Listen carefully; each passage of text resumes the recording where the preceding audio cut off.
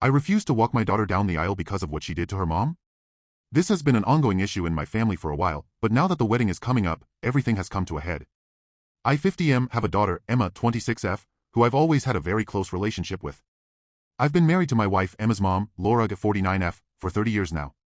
We're a solid family, or at least I thought we were. Here's the backstory. A couple of years ago, Emma met her now fiancé, Tom, 28M. Things moved fast between them, and she was head over heels for him. We were happy for her at first, but something changed about a year into their relationship. Emma became distant from us, especially her mom. Laura and Emma used to be really close, but all of a sudden, Emma started snapping at her for little things, avoiding family dinners, and not sharing anything about her life. Then we found out why. About a year and a half ago, I overheard Emma and Tom having a conversation when they didn't know I was around. She was saying horrible things about her mom, stuff that really broke my heart. Emma was telling Tom that she couldn't stand how overbearing her mom was, that Laura always tried to control her, and that she felt like Laura was jealous of her life and success. She even said she resents her mom for putting so much pressure on her when she was younger. I was floored. Laura has always supported Emma in everything she did, from helping her through college to emotionally supporting her during rough patches. I never saw any of this coming. But instead of addressing it right then, I wanted to wait and talk to Emma calmly later. When I finally brought it up with her, she completely shut down and got defensive. She claimed I was taking her mom's side, and that I didn't understand what it was like to grow up with someone who was always in your business. She said some really hurtful things and ended up storming out. After that, she basically cut off her mom entirely, except for the absolute bare minimum communication for holidays or family events. Laura's heartbroken, I'm angry, it's been a mess. Fast forward to now, Emma's getting married. She called me last week to ask if I would walk her down the aisle. But here's the thing, I don't feel right doing it when she's treating her mother like this. Laura's not even invited to the wedding. Emma said it would make things too uncomfortable if her mom were there. I told Emma that I can't walk her down the aisle if she's excluding her mom, who's done nothing but love and support her all her life. I said that until she makes things right with her mom, I won't be part of the wedding. Emma was furious. She accused me of choosing mom over her, said I was ruining her big day, and claimed I was punishing her for being honest about her feelings. She's now threatening to go no contact with both of us, and I'm torn up inside. I love my daughter, but I can't stand by and watch her treat her mother like this. Update. I'm still trying to process everything. Things have changed a bit since I first posted, and unfortunately, it's not for the better. I tried reaching out to Emma again, hoping we could work things out, but what I found out has only made the situation worse. Here's what's happened. I sat down with Emma to try and calmly explain how much this situation has been hurting her mom and me, but she wasn't open to it. Instead, she told me she's asked Tom's mom to take on some of the important roles at the wedding that would normally be Laura's, like helping her get ready on the morning of the wedding and giving a speech at the reception. When I asked Emma why she didn't want her mother there at all, she laid out a few specific reasons that, frankly, felt more like excuses. First, she said Laura has a tendency to make everything about herself, and she was worried Laura would cause a scene or try to take the spotlight.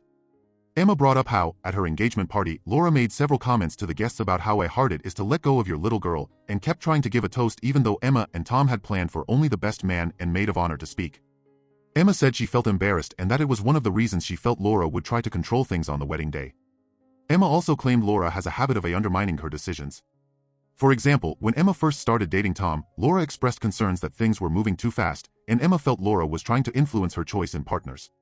This is a sensitive topic for Emma because she feels Laura has never fully approved of Tom, and that tension would ruin the day. Hearing all this was hard.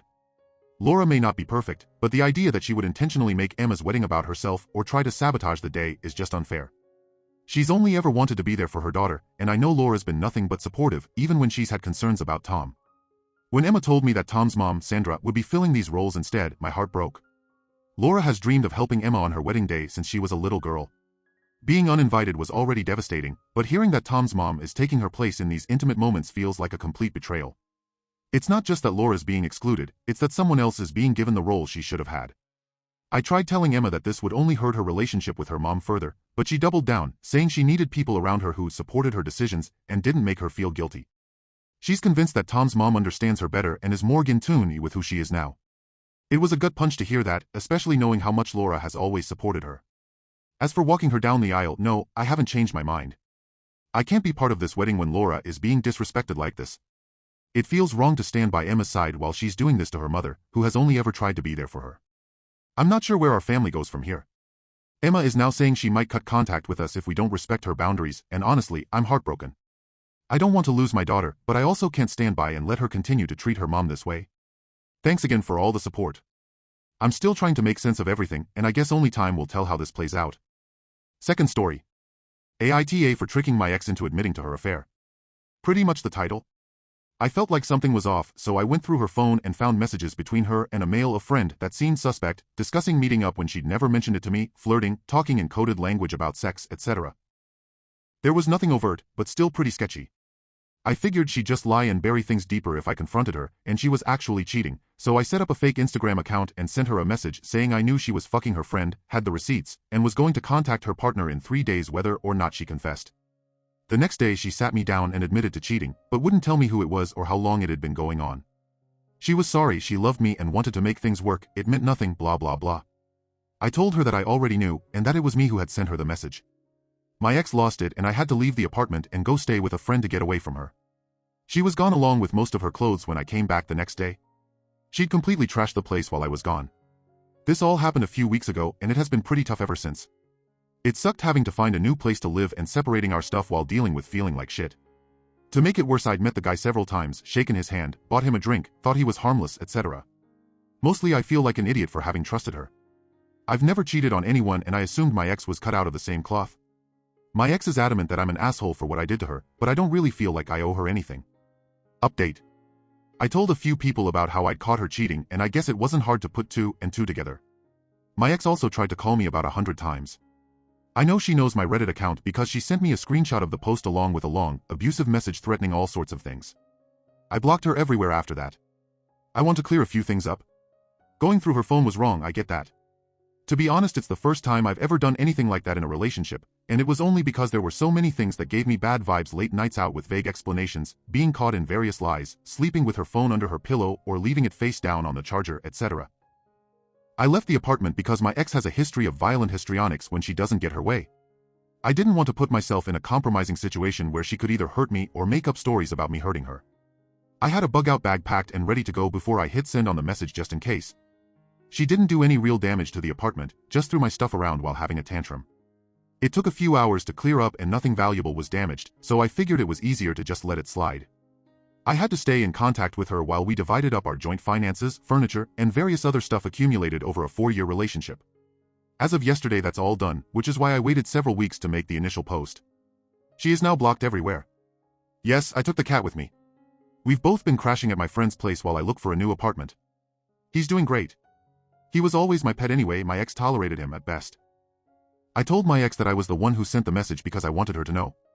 I suppose I could have played that hand differently, but I wanted the satisfaction of seeing the look on her face when she found out. It didn't feel that great in hindsight. I'd probably go back and do that differently if I could. I wasn't planning on airing her dirty laundry on social media. Does Reddit count? Because I wanted to be above that sort of juvenile bullshit, but it seems like the horse has bolted on that now. People know. I don't think there'll be much else to update on after this. I don't intend to ever speak to her again, and I doubt her ugly little man has the backbone to come after me. Jay, I know you're reading this. I hope you also read all the comments in the first post. They were savage. You're disgusting, and I am so glad I was able to see your true colors before I wasted any more of my life on you. Good luck with the pathetic goblin you chose over me. I don't know if I should feel more sorry for him or for you. In any case, people of your quality deserve to be together. And she's all yours now, buddy. Good luck with that.